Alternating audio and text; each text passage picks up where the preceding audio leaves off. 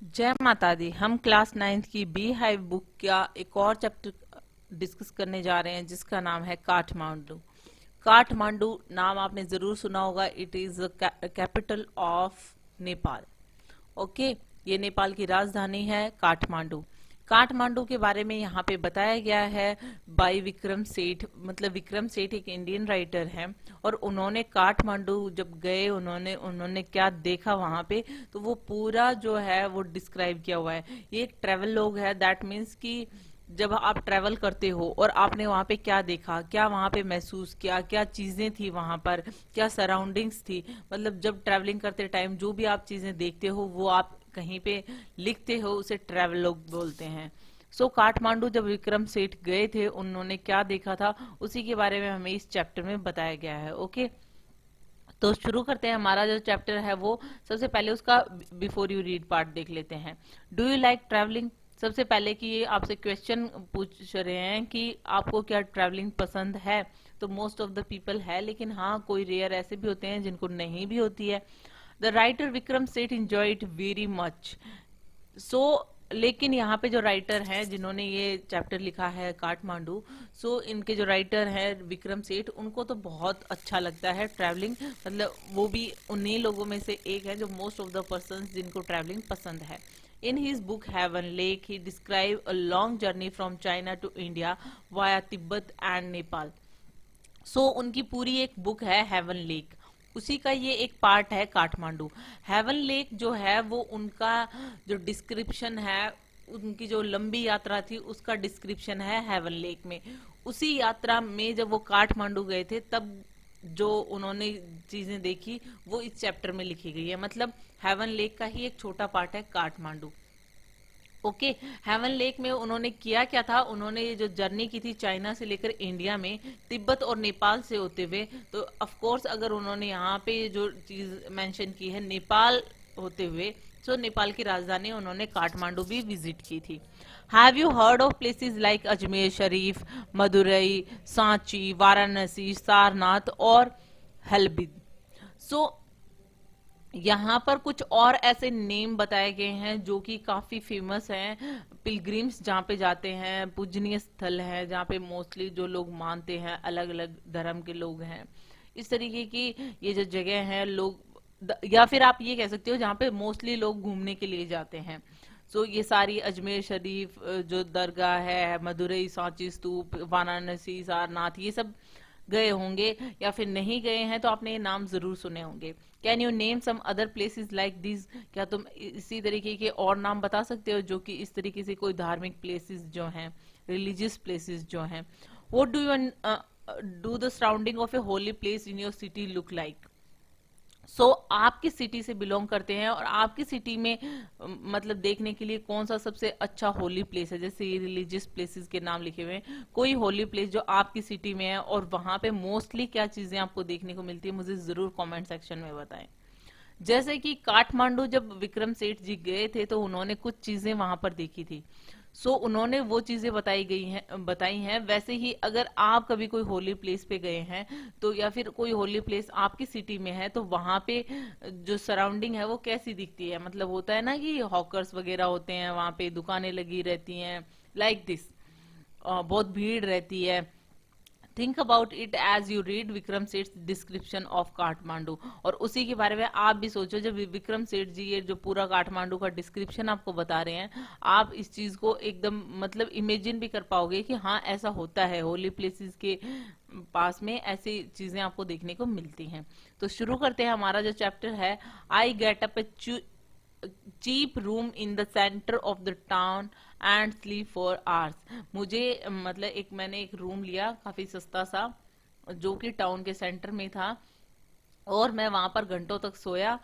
The next morning with mister Shah's son and nephew I visit the two temples in Kathmandu that are most sacred to Hindus and Buddhists. अब वो क्या कह रहे हैं, that means कि यहाँ पे जो विक्रम सेठ जी हैं वो क्या कह रहे हैं कि जब मैं घंटों सोकर फिर जब मैं उठा मॉर्निंग में, तो मैं मिस्टर शाह के बेटे और उनके नेफ्यू भतीजे के साथ में मैं घूमने के लिए निकला। सो यहाँ पे एक पर्सन बताए हुए हैं मिस्टर शाह, और उनके बेटे और नेफ्यू के साथ में विक्रम सेठ जी जो हैं वो घूमने जा रहे हैं। और वो घूमने कहाँ जा रहे हैं? दो फेमस टेम्पल जो काठमांडू के हैं, जो कि बहुत ज्यादा पूजनीय हैं, पवित्र हैं हिंदू और बुद्धिस्ट के लिए। दैट मीन्स कि एक बहुत फेमस हिंदू टेम्पल में ही जाएंगे और एक बहुत फेमस बुद्धिस्ट जो मानते हैं उस टेम्पल में जाएंगे। तो फर्स्ट है at Pashupati Nath, outside which a sign proclaims enter for the Hindus only, enters for the Hindus only. तो सबसे पहले तो ये गए हैं पशुपतिनाथ। पशुपतिनाथ टेम्पल का नाम आपने सुना होगा, और पशुपतिनाथ टेम्पल के बाहर ये बोर्ड पे ये भी लिखा हुआ था कि उस पे साफ साफ entrance for the Hindus only, कि हिंदू लोग ही अंदर जाएंगे सिर्फ और सिर्फ। there is an atmosphere of febrile confusion, so that means board जो है वो प्रोक्लेम कर रहा था, that means make non publicly और ऑफिशियली, मतलब वो चीजें बता रखी थी कि यहाँ पे सिर्फ हिंदू एंटर करेंगे। There is an atmosphere of febrile confusion, that means febrile confusion का मतलब hurried activity, complete chaos, that means बहुत ज्यादा भीड़ थी, बहुत ज्यादा होता है ना कि इस तरीके की चीजें होती हैं मंदिरों के बाहर, तो उस तरीके से ही वहां पे भी बहुत ज्यादा ऐसे हसल बसल सा था। priest, hawkers, devotees, tourists, cows, monkeys, pigeons, dogs roam through the roads, grounds. So वहां पे क्यों था ऐसा? क्योंकि वहां पे बहुत सारे लोग थे, दैट मीन्स पुजारी थे, हॉकर्स थे जो अपनी चीजें बेच रहे हैं, डिवोटी थे जो कि आए हैं दर्शन करने के लिए, टूरिस्ट भी थे वहां पे, गाय, बंदर, कबूतर, कुत्ते सब वहां पे घूम रहे थे। दैट मीन्स कि ऐसा सीन था वहां पे पशुपतिनाथ के वहां पे। We offer a few flowers. There are so many worshippers that some people trying to get the priest's attention and elbowed aside by other pushing their way to the front. अब क्या कहते हैं कि हमने वहां पे फूलों की माला चढ़ाई, मतलब सॉरी फूल चढ़ाए, और उसके बाद में हमने देखा कि वहां पे बहुत सारे ऐसे भी वर्शिपर थे, दैट मीन्स ऐसे भी भक्त थे वहां पे, जो कि लोगों को मतलब पुजारी के अटेंशन पाने के लिए या फिर मंदिर में आगे जाने के लिए दूसरों को कोने से ऐसे धक्का देते हैं ना, पुश करके, और फिर आगे चले जाते हैं, उस तरीके से वो आगे जा रहे थे। कुछ वर्शिपर ऐसे भी थे। A princess of Nepalese royal house appear, everyone bows and makes way. और इसी टाइम पे मतलब इतनी भीड़ भाड़ में कि लोग कौनी मार के खुद आगे जा रहे हैं बिकॉज ऑफ प्रीस्ट के अटेंशन पाने के लिए। उसी टाइम पे जो नेपाल के रॉयल हाउस हैं उनकी जो राजकुमारी है वो वहां पर आती है, सब लोग उसको बो डाउन करते हैं, दैट मीन्स कि झुककर उनको इस तरीके से नमस्ते या फिर आप कह सकते हो रिस्पेक्ट शो कर रहे हैं वो होकर झुककर, और उनको रास्ता भी देते हैं। By the main gate a party of saffron clad western struggle for permission to enter. और यहाँ पे मेन गेट पे दूसरी तरफ क्या देखने को मिल रहा है, मतलब वहां का पूरा सीन बताया हुआ है कि काठमांडू के इस पशुपतिनाथ मंदिर में जब विक्रम सेठ जाते हैं तो वहां का क्या सीन होता है। ओके, तो वो पूरा सीन डिस्क्राइब कर रहे हैं कि यहीं पे जो मेन गेट पे हैं एक सैफ्रॉन क्लैड वेस्टर्नर्स की जो पूरी पार्टी है वो स्ट्रगल कर रही है कि हमें भी अंदर जाने दो। दैट मीन्स कि वहां पे लिखा हुआ था ना सिर्फ हिंदू जा सकते हैं, तो वो ट्राई कर रहे थे। सैफरन क्लैड वेस्टर्नर्स मतलब जो वेस्टर्न लोग जिन्होंने सैफरन कपड़े पहने हुए हैं, दैट मीन्स कि कुछ ऐसे होता है ना कि हिंदू जैसा लुक बना रखा था, तो इस तरीके से उन्होंने कपड़े वियर कर रखे थे, बिल्कुल वैसा ही सैफरन कपड़े पहन के, और बिल्कुल वो वेस्टर्न्स थे, वो एकदम हिंदू जैसा लुक बनाकर स्ट्रगल कर रहे थे कि हमें भी परमिशन दो मंदिर में एंटर करने की, वो देखना चाहते थे। The police man is not convinced that they are the Hindus, only Hindus are allowed to enter the temple. लेकिन पुलिस मैन था वो इस बात पे कन्विंस नहीं हुआ कि वो हिंदू हैं, क्योंकि वो दिख रहे थे कि भाई वेस्टर्न है, सिर्फ इन्होंने गेटअप बना रखा है हिंदू जैसा और ये सैफरन कपड़े पहन रखे हैं, और उसने अलाउ नहीं किया क्योंकि साफ साफ लिखा हुआ था बोर्ड पे कि सिर्फ हिंदू ही टेम्पल में घुस सकते हैं। A fight breaks out between two monkeys, और वहीं पे वो दूसरा एक और सीन बता रहे हैं कि और टेम्पल में क्या चल रहा था कि दो मंकी आपस में लड़ाई कर रहे थे। One chase the other who jumps on to a shivalinga then run screaming around the temples and down to the river the holy Bagmati.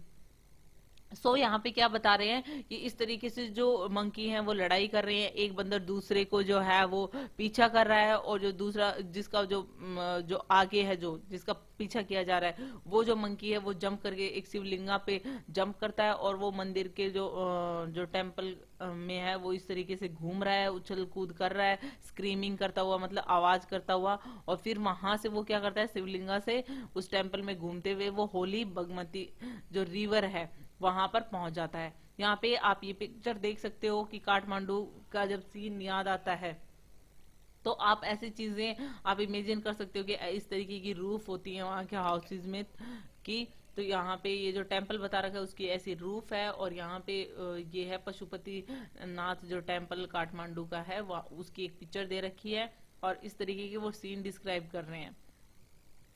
और इसी मंदिर के नीचे जो बागमती रिवर फ्लो कर रही है, फिर वहां पे पहुंच जाता है वो मंकी जो है, और एक corpse is being cremated on its banks. और इसी बागमती रिवर के यहाँ पर एक जो कॉप है, एक जो लाश है, वो उसके भी अंतिम संस्कार चल रहा है।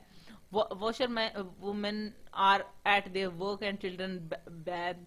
दैट मीन्स कि जो है धोबी औरतें जो हैं, जो कपड़े धो रही हैं, अपना काम कर रही हैं, धोबिन जो हैं वो, और बच्चे जो हैं वो नहा रहे हैं, तैर रहे हैं। From a balcony a basket of flowers and leaves old of offerings now wilted is dropped into the river.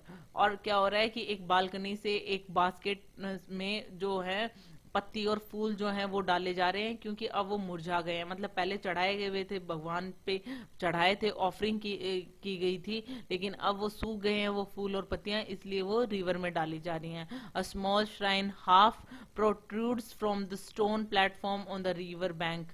और उस जो बागमती रिवर के किनारे पे ही क्या है कि एक श्राइन है, एक गद्दी है, एक प्लेस ऑफ वर्शिप है। दैट मीन्स कि होती है ना एक जगह, एक प्लेटफॉर्म जहां से पूजा वगैरह होती है, जिसकी पूजा की जाती है। तो इस तरीके की जो श्राइन है छोटी सी है, हाफ पोर्ट्रूड्स का मतलब होता है बाहर निकली हुई है। ऐसा कहा जाता है कि वो जो प्लेस है वर्शिप करने का वो आधा निकला हुआ है। अगर वो पूरा निकल गया दैट मीन्स कि अभी तो वो स्टोन का जो प्लेटफॉर्म है, वो जो प्लेस ऑफ वर्शिप है वो आधा निकला हुआ है। वैन इट इमर्जेस फुल्ली, और अगर वो पूरा बाहर निकल जाएगा, the goddess inside will escape and the evil period of the Kalyuga will and on earth. और कहा जाता है कि ये जो आधी श्राइन जो है वो निकली हुई है, अगर ये पूरी निकल जाएगी ना तो इसके अंदर एक गॉडेस है जो कि इसके अंदर है, वो बाहर निकल जाएगी। और जो ये पीरियड है, जो ये बुराइयों का जो युग चल रहा है, दैट मीन्स कल युग, वो अर्थ पे खत्म हो जाएगा। दैट मीन्स उसके बाद में नहीं रहेगा कलयुग, क्योंकि कलयुग चल रहा है ना महाभारत के काल से। उसके बाद में जैसे ही ये मतलब ये पूरी जो श्राइन है ये पूरी बाहर आ जाएगी, इसमें से एक गॉडेस निकलेगी, और ये जो पूरा कलयुग है ये खत्म हो जाएगा अर्थ से। इस तरीके की मतलब पूरा सीन यहाँ पे बता रखा है विक्रम सेठ जी ने कि उन्होंने क्या क्या देखा। मतलब यहाँ पे मंकी की फाइटिंग बता रखी है, लोगों की भीड़ बता रखी है, किस तरीके से धक्का मुक्की कर रहे हैं वो बता रखा है, फिर किस तरीके से वो प्रिंसेस आती है, सब लोग रास्ता दे देते हैं। वेस्टर्न्स जो है वो सैफरन कपड़ों में वो भी ट्राई कर रहे हैं अंदर घुसने का। किस तरीके से कॉप है उसका अंतिम संस्कार चल रहा है उस डेड बॉडी का, और सारी चीजें उन्होंने बताई हैं कि मतलब वहां का क्या सीन है पूरा। At the Bodhnath Stupa, the Buddhist shrine of Kathmandu, there is an in contrast a sense of stillness। अब वो दूसरे की बात कर रहे हैं, दैट मीन्स वो दो जगह पे गए थे। पशुपतिनाथ का यहाँ पे बताया, पशुपतिनाथ टेम्पल पे क्या सीन चल रहा था। यहाँ पे बौद्धनाथ स्तूप की बात की जा रही है। ये जो दूसरा बुद्धिस्ट का जो टेम्पल है काठमांडू में, जो बुद्धिस्ट श्राइन है, प्लेस ऑफ वर्शिप है बुद्धिस्ट लोगों का, उसमें जाते हैं। यहाँ पे वो देखते हैं कि एकदम यहाँ पे एकदम उल्टा होता है। यहाँ पे एकदम स्टिलनेस है, एकदम शांति है। It immense white Doom in arranged by a road. Small shops stand on its outer edge. Many of these are owned by Tibetan immigrants. Felt bags and Tibetan prints and silver jewelry can be bought here. अब ये क्या बता रखे हैं कि ये जो place है ना, ये एकदम आप ये कह सकते हो एकदम शांत है। यहाँ पे जो डूम है वो व्हाइट कलर की बनाई गई है, उसके चारों तरफ रोड है, वहां पे आउटर एज पे दुकानें भी लगी हुई हैं उस रोड के आउटर एज पे। और बहुत सारे जो वहां पे तिब्बतन जो इमिग्रेंट्स हैं जो कि अलग अलग चीजें बेच रहे हैं, कुछ बैग्स हैं, कुछ तिब्बत के कुछ प्रिंट्स बेच रहे हैं, कुछ सिल्वर ज्वेलरी बेच रहे हैं। सो यहाँ पे सारी चीजें हैं जैसे टेम्पल में होती हैं, लेकिन यहाँ पे एक स्टिलनेस है, एक कामनेस है। There are no crowd, there is a haven of quietness in the busy street round. और यहाँ पे मतलब चारों तरफ शॉप्स हैं, बिजी स्ट्रीट है, लेकिन इतनी भीड़ नहीं है। और हेवन मतलब एक सेफ प्लेस है, एक सेफ प्लेस फॉर क्वाइटनेस, बिल्कुल शांति है। इतनी बिजी रोड के अंदर इस तरीके की जो शांति है वो वहां पे बौद्ध स्तूप में वो देखने को मिलती है। Kathmandu is vivid machinery, religious with small shrine of flower adorned deities along the narrowest and busiest street, with fruit sellers, flute sellers, hawkers of postcards, shops selling western cosmetics, film rolls and chocolates, or copper utensils and Nepalese antiques. अब आप इसमें काठमांडू के बारे में बताया हुआ है कि काठमांडू जो है वो बहुत सारी चीजों से भरा हुआ है, मतलब डिफरेंट डिफरेंट चीजें आपको देखने को मिल जाएंगी। जैसे कि कुछ जो लोग हैं वो चीजें बेच रहे हैं, मर्सनरीज, दैट मीन्स कि वो ट्राई कर रहे हैं अपनी चीजों को बेचने की, जैसे हॉकर टाइप में जो होते हैं। रिलीजियस लोग हैं, और बहुत सारे जो हैं वर्शिप के प्लेसेस हैं, उनके ऊपर डेटीज मतलब देवी देवता बने हुए हैं जिनके फूलों की माला चढ़ाई हुई है। बहुत ही पतली और बिजिएस्ट स्ट्रीट्स हैं, फ्रूट सेलर है, फ्लूट सेलर है। इस तरीके की चीजें बता रखी है कि किस तरीके का काठमांडू आपको नजर आएगा। हॉकर्स ऑफ पोस्ट कार्ड्स बेच रहे हैं कुछ हॉकर्स जो हैं, कुछ फ्लूट बेच रहे हैं, कुछ फ्रूट बेच रहे हैं, और कुछ शॉप्स हैं जो वेस्टर्न कॉस्मेटिक बेच रही हैं, कुछ फिल्म के रोल्स बेच रही हैं, कुछ chocolate, copper utensils, Nepalese antics, कुछ एंटिक सामान बेच रही हैं। मतलब इस तरीके से बहुत सारी शॉप्स हैं। इस तरीके का काठमांडू है जैसा कि विक्रम सेठ जी ने देखा। Film songs blare out from the radio, car horn sound, bicycle bell rings, stray cows low questioningly at motorcycles, vendor shouts out their wares।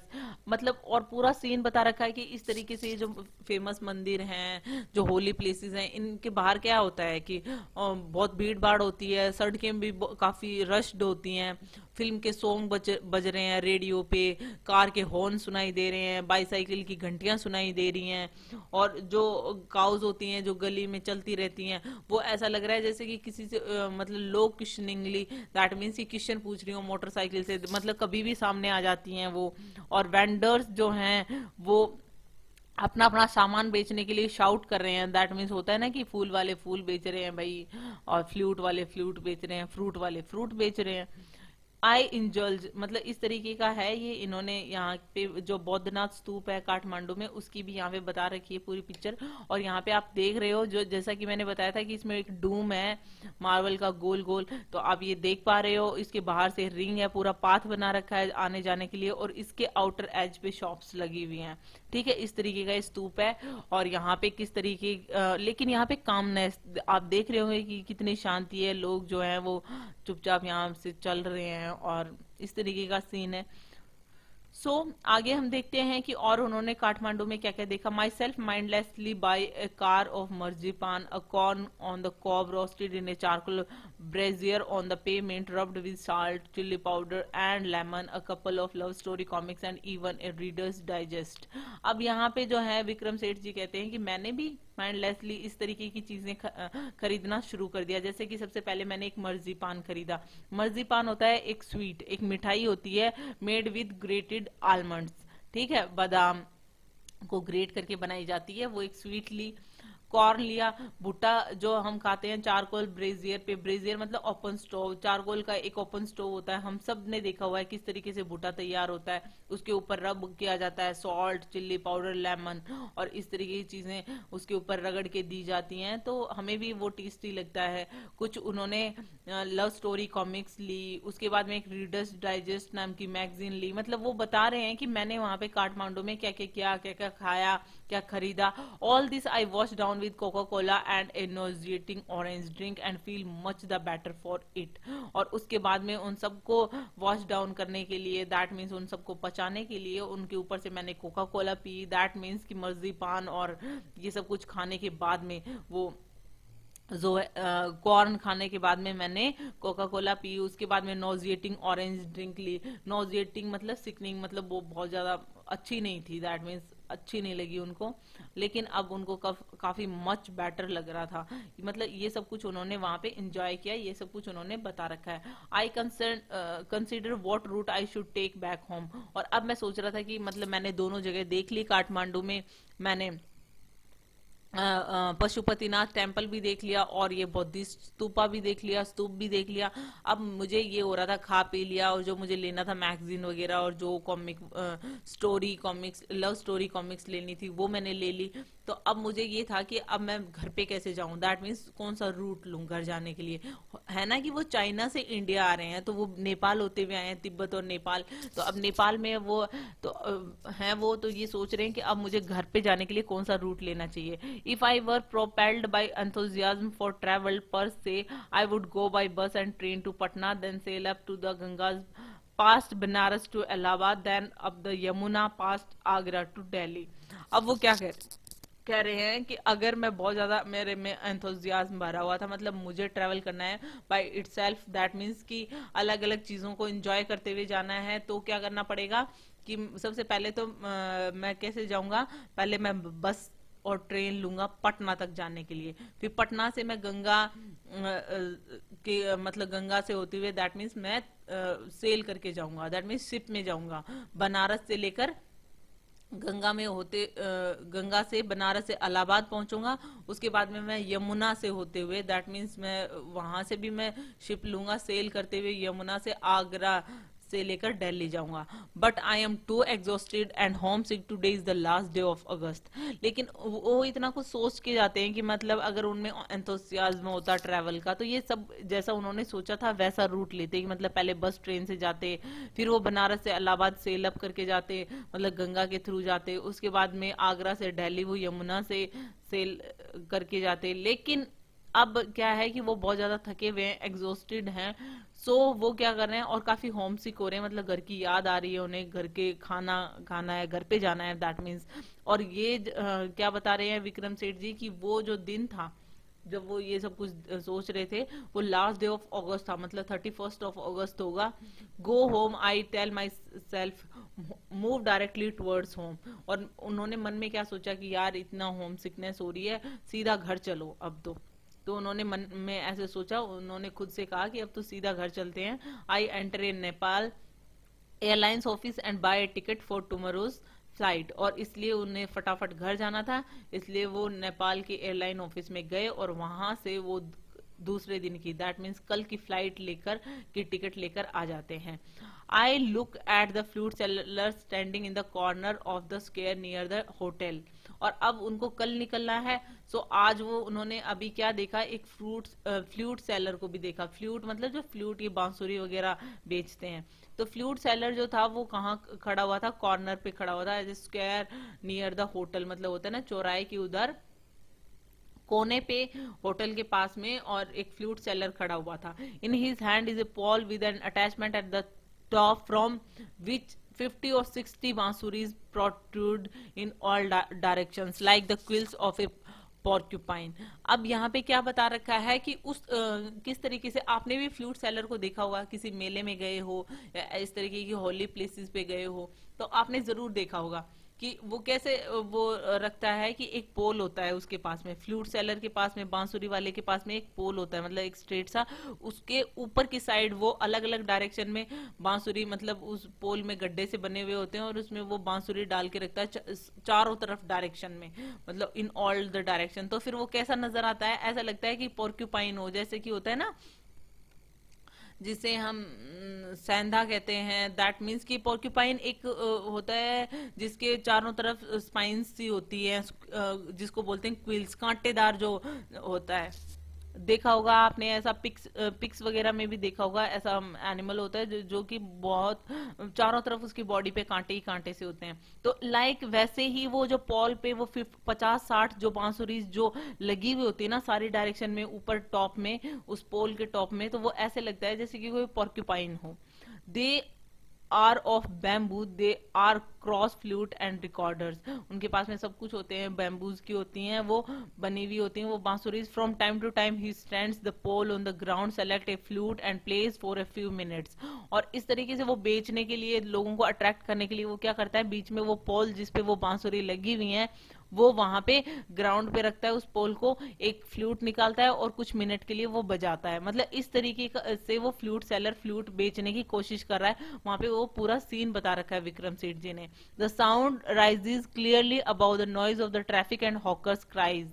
और वो जो फ्लूट सेलर जब फ्लूट बजाता है ना, तो उसकी जो आवाज होती है वो सबसे अलग ही जाती है। मतलब ट्रैफिक की नॉइज और हॉकर्स जो चिल्ला रहे होते हैं, चीजें बेच रहे होते हैं, उनसे अलग ही राइज कर रही होती है, बिकॉज कितनी मीठी आवाज होती है बांसुरी की। He plays slowly meditatively without excessive display. मतलब वो अपनी जो बांसुरी होती है उसको स्लोली मेडिटेशन के साथ में, दैट मीन्स थॉटफुली बजाता है, बिना कोई एक्सेसिव डिस्प्ले, दैट मीन्स कि ज्यादा शो ऑफ ना करते हुए। He does not shout out his wares। वो इस तरीके से नहीं चिल्लाता है कि भाई बांसुरी ले लो बांसुरी ले लो। वो जस्ट जो है फ्लूट इसीलिए वो बजाता है ताकि अट्रैक्ट हों लोग, और इतनी मीठी सी आवाज हो कि इस तरीके का फालतू का नॉइज और शाउटिंग नहीं करता है वो। Occasionally he make a sale but curiously off handed way as if they were incidental to his enterprise. और मतलब बीच में वो ओकेजनली बेच भी रहा है। ऑफ हैंडेड का मतलब होता है casual, not showing much interest in something, कि ऐसे लग रहा है कि उसको मतलब कुछ ज्यादा इंटरेस्ट आ नहीं रहा है। मतलब कुछ बिक गई तो बिक गई, नहीं बिकी तो नहीं बिकी उसकी जो फ्लूट है। Sometime he breaks off playing to talk to the fruit seller. और कई बार वो फ्लूट जो है वो नहीं भी बजा रहा है, कई बार वो रुक भी जाता है फ्रूट सेलर से बात करने के लिए। I imagine that this has been the pattern of his life for years. और मे बी वो ये सब कुछ इतना उदासीन हो कि इसलिए बेच रहा है, और बीच में अपने जो जान पहचान में भी बहुत सालों से वो काम कर रहा हो, ये बहुत सारी ईयर्स से वो अपनी जिंदगी इस तरीके से जी रहा हो, जैसा कि विक्रम सेठ जी को लग रहा था, क्योंकि वो इस तरीके से बात कर रहा था, जानता था, पहचानता था फ्रूट सेलर वगैरह को, तो बीच में उनसे भी बात कर रहा था वो। I find it difficult to tear myself away from the square. और वो विक्रम सेठ जी क्या कहते हैं कि मुझे काफी परेशानी हो रही थी, मतलब मैं वहां से नहीं जा पा रहा था उस चौराहे से, क्योंकि मुझे काफी अच्छा लग रहा था उस फ्लूट सेलर को देखते हुए, उसकी म्यूजिक सुनते हुए। Flute music always does this to me. It is at once the most universal and most particular of the sounds। क्यों नहीं जा पा रहे थे वो वहां से, उस चौराहे से, वहां से हट ही नहीं पा रहे थे, दैट मीन्स होटल में जा ही नहीं पा रहे थे, क्योंकि फ्लूट का म्यूजिक जो था ना वो हमेशा ही उन्हें अट्रैक्ट करता था। और क्योंकि जो फ्लूट की आवाज ही ऐसी होती है, इतनी मीठी होती है, मोस्ट यूनिवर्सल है, हर जगह पे आपको सुनने को मिल जाएगी, मोस्ट पर्टिकुलर साउंड है। There is no culture that does not have its flute, the reed ne, the recorder, the Japanese shakuhachi, and the deep bansuri of Hindustani classic musical, the clear और breathy flutes of South America। That means कि यहाँ पे ये बता रहे हैं कि कोई कल्चर नहीं है जिसकी कोई फ्लूट ना हो। That means हर कल्चर में, हर देश में, जैसा कि आप पढ़ पा रहे हो, रीड ने, रिकॉर्डर, ये सब जापानीज की अलग बांसुरी, हिंदुस्तान की अलग बांसुरी बता रखी है, और अमेरिका की अलग। दैट मीन्स कि कोई ऐसी जगह ही नहीं है जो कि सब में अपने अपने पैटर्न से बजाई जाती है, अपने अपने स्पेसिफिक है, लेकिन है तो बांसुरी हर यूनिवर्स में हर जगह पे मिल जाएगी आपको। The high pitched Chinese flutes, तो यहाँ पे मतलब सब फ्लूट्स की बात की गई है, जैसे जापानीज है, चाइनीज फ्लूट भी है जिसकी हाई पिच होती है। दैट मीन्स एक ये ऐसी चीज है जो पूरे यूनिवर्स में बजाई जाती है, हर लोग इन्हें बजाते हैं। वो अलग बात है कि अपीयरेंस में कई थोड़ी बहुत इनमें फर्क होता है। Each of had it's specific fingering and compass. उनका हर एक फ्लूट का अपना स्पेसिफिक फिंगरिंग होता है और अपना कंपास होता है। मतलब हर जो देश के लोग हैं, डिफरेंट जगह के रहने वाले हैं, उनकी जो फ्लूट है उनका अपना फिंगरिंग होता है। फिंगरिंग मतलब way of placing the fingers to play different notes. होता है ना कि फ्लूट के अंदर जो छेद होते हैं, होल्स जो होते हैं, उनमें जो फिंगर आपको कब जो होता है उस होल के ऊपर लगानी होती है, कब हटानी होती है, इसका सबका अपना वे होता है। हर जो कंट्री के लोग होते हैं अपने तरीके से उसे बजाते हैं। सॉरी, अपना कंपास होता है, दैट मीन्स रेंज, सबका अपना बजाने का, उसमें जो फूक मारने का जो रेंज होता है वो सबका अपना अपना होता है. It waves it's on association. Yet to hear any flute is, it seemed to me, to be drawn into the commonality of all mankind, to be moved by music closest to its phrases and sentences to the human voice. यहाँ पे वो क्या कह रहे हैं, सबका अपना association होता है. दैट मीन्स कि कोई भी एक कॉमन चीज होती है मैनकाइंड में, कि मतलब जो जब भी वो फ्लूट बजाते हैं, कुछ फ्रेजेस होते हैं, कुछ सेंटेंसेस होते हैं, वो ह्यूमन वॉइस में जो निकालते हैं, उनसे जो आवाज निकलती है, दैट मीन्स कि फ्लूट में प्ले करने के लिए हम कुछ होता है ना, फ्रेजेस, सॉन्ग्स कुछ बजाते हैं, इट्स साउंड निकालते हैं. Its motive force too is living breath. Its true needs to pause and breathe before it can go on. और जैसे ह्यूमंस होते हैं ना, उनको भी ये होता है ना, पोज लेते हैं उसको बजाने के लिए, और तो उनको भी सांसों की जरूरत होती है. दैट मीन्स फ्लूट्स जो होती है ना, वो भी लिविंग ब्रीथ चाहिए होती है उनको बजाने के लिए. दैट मीन्स कि उनको जब हम प्ले करते हैं, तो हम जब उनके अंदर ब्लो करते हैं, जब हमें उसमें ब्रीथ छोड़ते हैं, तब वो बजती हैं. जब हम पॉज लेते हैं, तब वो भी पॉज लेती हैं, और इस तरीके से एंड गो ऑन, इस तरीके से प्ले की जाती है flute. That I can be so affected by a few similar phrases on the bansuri surprises me at first, for on the previous occasion that I have returned home after a long absence abroad, I had hardly noticed such details and certainly have not invested them with the significance I now do. तो विक्रम सेठ जी क्या कह रहे हैं कि मुझे मतलब इतना affect किया, दैट मीन्स कि मैं जब बाहर जाता हूँ, इस तरीके से बांसुरी की आवाज सुनता हूँ, उन पे क्या प्ले किया जाता है वो मैं इतना ध्यान देता हूँ. और मैंने इससे पहले मतलब इससे पहले मैंने कभी ध्यान नहीं दिया था इतना. मतलब मैं अभी अब्रोड से वापस आया हूँ, अब मैं नोटिस कर रहा हूँ किस डिटेल से इस बांसुरी को बजाया जाता है, किस तरीके से, और क्या बोलने की कोशिश की जाती है, क्या फ्रेजेस, क्या सेंटेंस बोले जाते हैं जब इसको प्ले किया जाता है.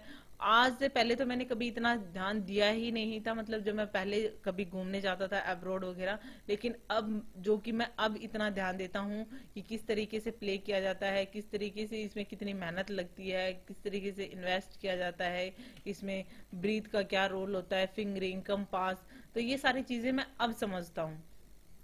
यहाँ पे इस पूरे चैप्टर में विक्रम सेठ जी ने पहले तो काठमांडू के बारे में सब कुछ बताया हुआ है कि दैट मीन्स उन्होंने जो 2 टेम्पल देखे उनमें क्या डिफरेंस था, वहां पे क्या क्राउड था, लोग क्या कर रहे थे, बागमती रिवर के चारों तरफ जो वॉशर वुमेन थी, बच्चे थे, लोग कॉप्स वगैरह लेकर आ रहे थे, उनका अंतिम संस्कार कर रहे थे, इस तरीके की एक्टिविटीज बताते हैं. फिर वो आते हैं मतलब जो वहां का क्राउड होता है, कौन क्या कर रहा है. और अब एट द एंड वो जब होटल की तरफ जा रहे हैं, क्योंकि नेक्स्ट डे उनको निकलना होता है अपने घर के लिए, तो वो फ्लाइट की टिकट लेने के बाद में वो क्या करते हैं, वहां पर आकर चौराहे पे उस फ्लूट सेलर को बहुत ध्यान से देखते हैं, और फ्लूट्स पे भी वो ध्यान देते हैं कि किस तरीके से, वो पहले तो कुछ भी ध्यान नहीं देते थे इन सब चीजों पे, लेकिन अब उन्हें पता चला है कि कितने टाइप की फ्लूट्स होती हैं और कितने टाइप से ये बजाई जाती हैं और किस तरीके से ये बजाई जाती हैं. So it's all about it. Hope you like it. If you like it, please hit the thumbs up button. Please subscribe the channel. Put your views and suggestion in comment section. So thank you.